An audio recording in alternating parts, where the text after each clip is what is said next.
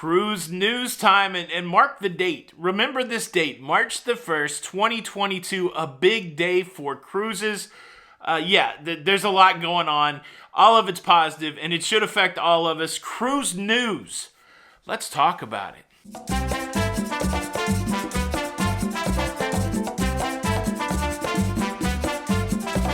Hey, what's up everybody? Welcome back to Lido, Loca. I'm your host Tony, here with the latest cruise news updates. Welcome to the show.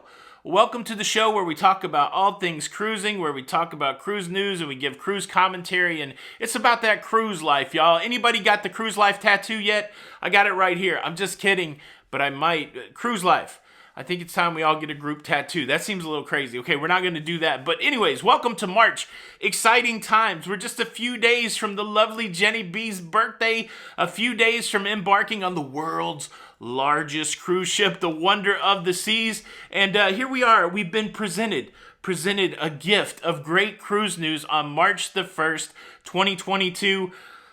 Let's just jump right into the stories. How about that? So the first big story is the biggest cruise lines in the world are now removing their mask optional. Today is the day for Carnival Corporation cruise ships.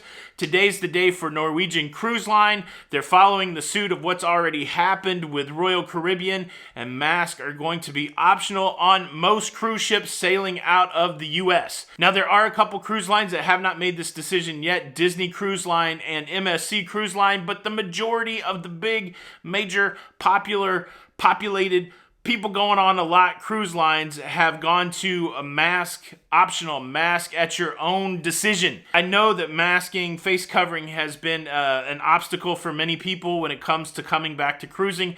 And so I'm excited. Hopefully this change will bring more folks back into the cruising fold, which is exciting. And look, I know there is a small subset of the cruising population out there that's not cruising because of vaccination, and that's the longer row to hoe, as it were.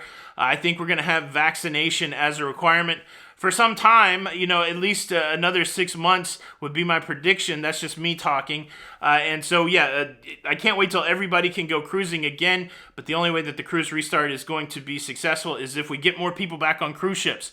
And so at least with the removing of the face covering requirement, I think we will see demand increase. I think we will see capacity increase. I think we will see more people on cruise ships supporting the industry. So at the end of the day, I think that is a good thing. And I'm excited to go cruising on Friday with no masking requirement. I'll probably still have to mask up in the terminal, in the embarkation terminal, and then probably some masking at ports of call. We'll have to see how that plays out, but I will take you guys along with me, and we'll see how it goes. Another super encouraging cruise news story is that as we enter into March, we will have 264 cruise ships across 68 brands cruising.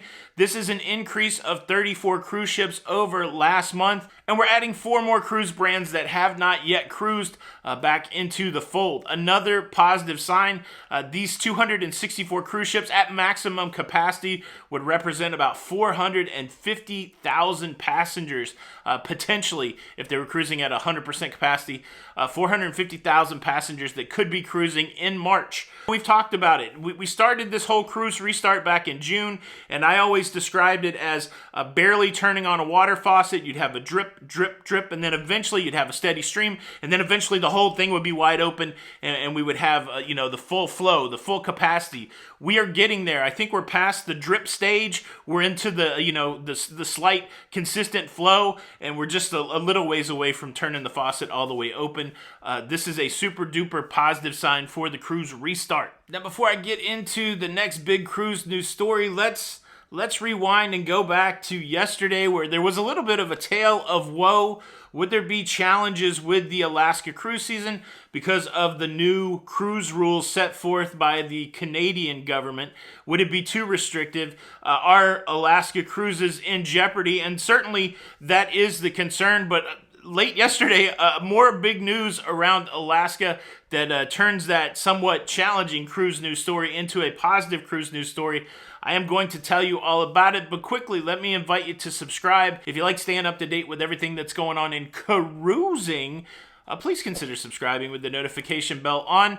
That's what the show's all about. It's about giving you the latest and greatest when it comes to that cruise life. So please consider subscribing. Doesn't cost anything. Thank you in advance. And look, I probably should move from the invite to subscribe right into the very cool cruise news story. But can I get a little ranty first? And can we have a 1 minute on the clock for a Tony rant? I don't have a timer. I just want to say this. I see a lot of comments that say, oh, cruising, it's a first world problem. Yes, it is. If you are concerned with something other than, you're on a cruising channel, for goodness sake, watching cruising videos. If you are watching cruising videos thinking, oh, all these people talking about cruising, they shouldn't be talking about cruising because it's a first world problem, why the heck are you watching cruising videos? Like, shouldn't you be out there working with the Peace Corps? Shouldn't you be on the corner telling people about the second coming? What are you doing?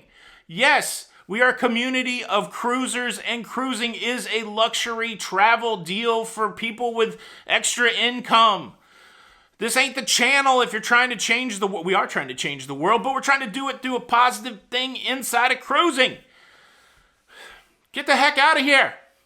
First world problems. You're on the internet on a cruising channel complaining about cruising, and you're saying it's a first world. Hypocrites. Go do something if that's your motivation. All right, back to the cruise news. Sorry. All right, I mentioned it in the show yesterday that last year in the middle of the challenges for Alaska, Senator Murkowski from Alaska stepped up and wrote a bill asking for an exemption to the Passenger Vessel Services Act. That exemption was granted. It was signed into law on May the 26th, 2021. But I did mention that that exemption is coming to an end.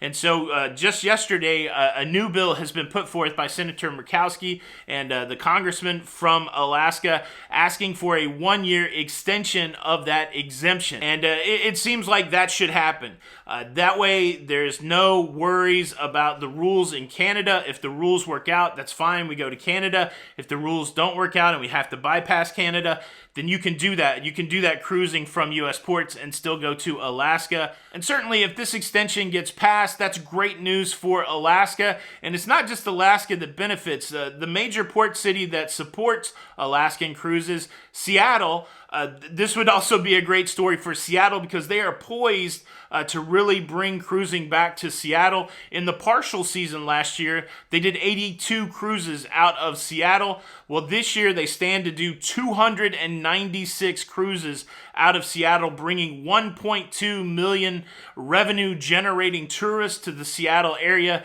This would be a big boon for Seattle. This legislation is going to be super important. We're going to track along with it.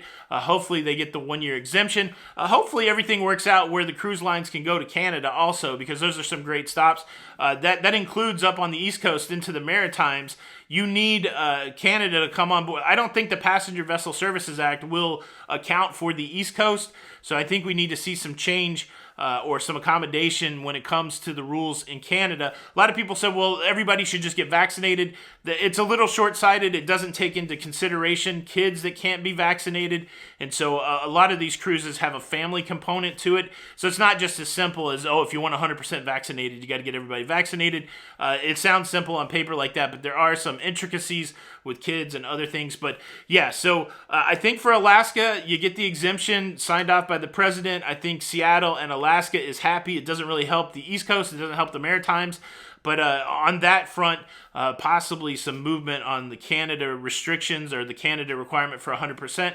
If that drops down to 95%, then everything is copacetic. Everything is good to go. Boom! That is your cruise news. And what a pile of positive cruise news. March the 1st, we're kicking off another month in the cruise restart. We're getting back to normal and slowly. Change is slow, right? Unless it's restrictive change. That seems to happen fast.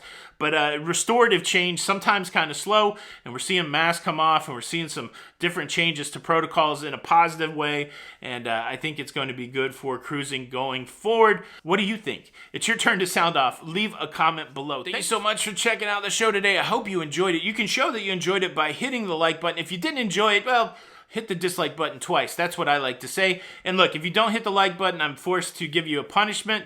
I know a lot of you guys like the punishment, but I'm forced to give you a punishment. If you do not hit the like button, then somebody's going to set an appointment with you, like an important appointment that you keep rearranging your whole life around, and then they're not going to show up. Not once, not twice, 3 times. When is this appointment ever going to happen? I'm not saying, I'm asking for a friend. It's going to happen to you if you don't hit the like button. If you want your appointments to go off without a hitch, hit the like button. This is Tony for Lido, Loca. Until the next time, we'll see you on the Lido.